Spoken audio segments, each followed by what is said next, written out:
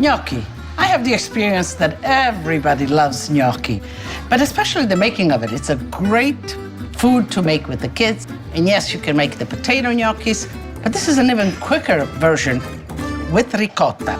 So I have here a nice large curd ricotta. If it's watery, take it out the night before, put it in a strainer and let it drain the water out. And then we'll begin our gnocchi. So grated cheese, plenty of grated cheese.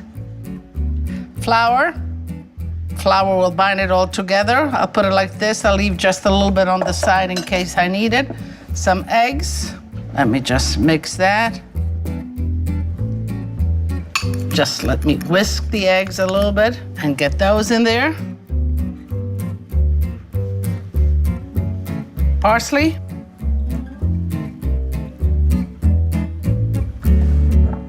Pepper, white pepper. You know, you can put regular pepper, but white pepper sort of disappears in there. Salt. The cheese is in there, it's salty, so keep in mind. Let's get all of this mixed together. Beginning in the bowl keeps it kind of neater, though I think it could use all of the flour.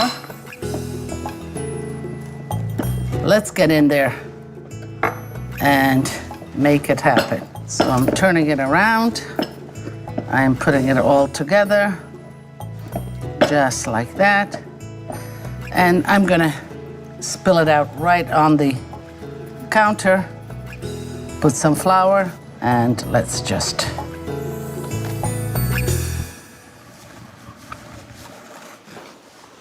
And now you treat it like a dough. And you know, I always tell you, whenever we're making gnocchi together, and we've made gnocchi before, it's a dough that you don't want to overwork too much, because the more you work it, the more flour it will take in, and flour makes it heavier. So just let's get it all incorporated. Okay, and yes, it's just a little sticky, and that's okay. Let's put some flour. Let's set it aside. Whenever you're kneading anything and it sticks to you, take a little bit of flour, and what you do is you just kind of rub everything off, you see? And voila, your hands are somewhat clean, but ready to go back into the dough. Cut a piece of the dough, some more flour, and let's roll it into a cordoon-like.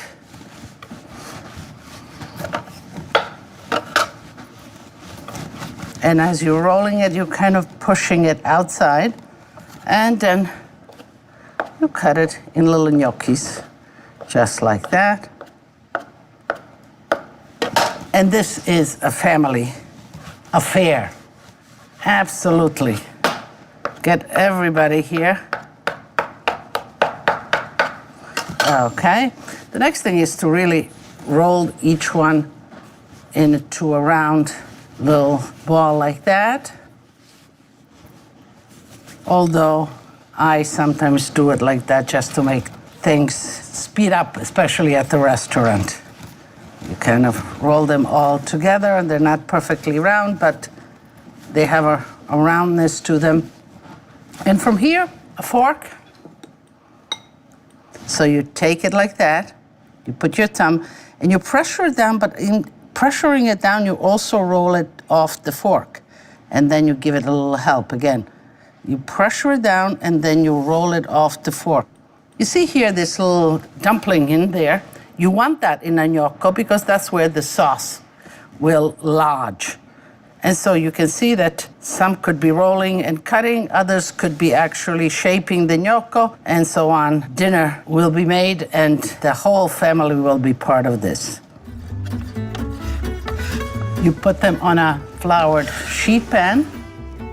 I'll roll a few more until I get to the end of this. And then we'll start our sage and butter sauce, and we'll be ready to eat.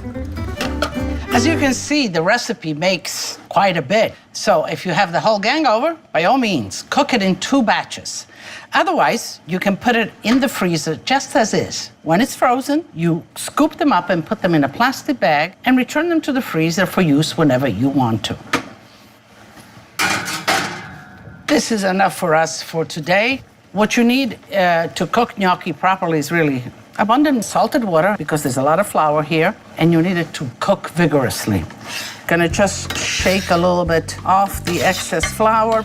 This is a good practice with all the homemade pasta, where you need the flour to keep it from sticking while it's waiting to be cooked. But then you want to cook it, you don't want all that flour. So let's shake it off, and let's put the gnocchis back in. Let's give it a gentle mix. The gnocchi need maybe about 5-6 minutes. When they come up and they start rolling, they're done. In the meantime, we can make this sage sauce, which is a cinch to make. Good butter. And you don't want the butter to clarify, so you want that kind of creamy butteriness taste. Take some of the pasta water and put it right in there with the butter, and this will make your sauce. You add some sage leaves right in there, and sage and cheese gnocchi go really, really good together. Sage is really pronounced, so that's enough. Let it release its flavors. And this is the sauce. This is a great sauce for pasta, for whatever. When you're out of ideas or out of time, then make a sauce like that. Although gnocchis are great with tomato sauce. We used to make a lot gnocchis on Sunday. Sunday was the big day that everybody got around the table. And Grandma would usually, it was either a rabbit or a chicken. With the chicken, she would make soup with the bones and the necks and the wings and everything. That made a great soup. And then she would take the rest of the chicken, make a guazzetto, a sauce. And gnocchi with the sauce from the chicken, for that matter, or from the rabbit, was really great. Even the ricotta that I used to make this gnocchi, we used to have goat, and she would make the ricotta out of the goat's milk. So, I mean, it was, you know, it was self-production all the way. I learned a lot about the beauty of food and how to ultimately really respect it in cooking. Just let it shine, because if you have a good product, the chef, all he needs to do, or she, is just exalt it. So, the gnocchis are floating, and you can tell by the fluffiness of the gnocchi that they're done. And if you have any doubts, just pull one out and bite into it. I always tell you, you know, taste, taste, taste, taste. And so if you had the other batch you wanted to cook, you could have cooked it right now, and this would keep fine like this, waiting for the other batch. So I'm letting it cook a little bit all together.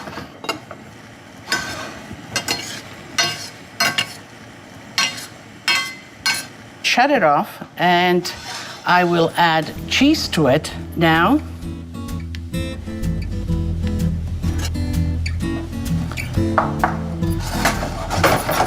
You know, you see chefs shaking this pan. Does it do anything? Yes, it does. You see how it emulsifies on the sides. I think what is happening is that you're incorporating air into the sauce and makes it kind of more velvety. So this is ready. You can remove the sage leaves. You can leave them in there. People see them. They don't have to eat them. Sage has a wonderful flavor, but if you eat it, it does become a little bit too strong in the mouth. But just like that.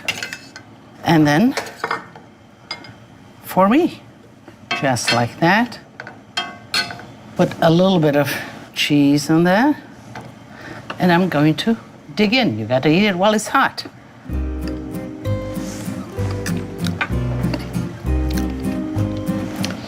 Delizioso. Buonissimo. Super buonissimo. It really reminds me a lot of my childhood, because these are the kind of flavors and textures that caress you. You know, cheese, milkiness, the ricotta, the smoothness, the lightness of the gnocchi itself. So, worth making.